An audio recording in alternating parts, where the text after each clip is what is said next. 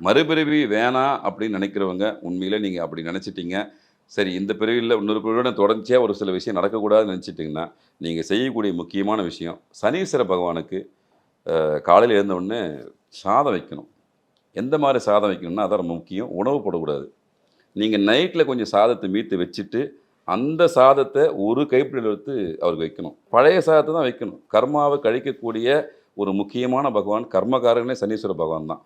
ஒரு பிடி உங்க கையால கன்டினியூவா வச்சுட்டு வந்தீங்கன்னா, உண்மையிலே அவர் மனம் இறங்குவார். உங்களுடைய கர்ம பதிவ பார்த்துன்னே வருவார். ஏதாவது ஒரு வாய்ப்பு கிடைக்குமா அப்படின்னு பார்ப்பாரு. அந்த வாய்ப்ப அவர் நினைச்சா ஒரு செகண்ட்ல உருவாக்கிடலாம். ஆனா, அதுக்கான வழிமுறைய சித்தர்கள் ரொம்ப எளிமையா இந்த விஷயம் சொல்லி போயிருக்காங்க. வேற எதுவுமே செய்யாதீங்க. வீட்ல பறவைகளுக்கு உணவு போடு. குறிப்பா காக்கைக்கு இந்த பழைய சாதத்த வச்சுட்டு வாங்க. அவருடைய தாக்கம் உங்க வாழ்க்கையிலே கண்கூடா நீங்க பார்க்கலாம். ரொம்ப தெளிவா சொல்லியிருக்காங்க.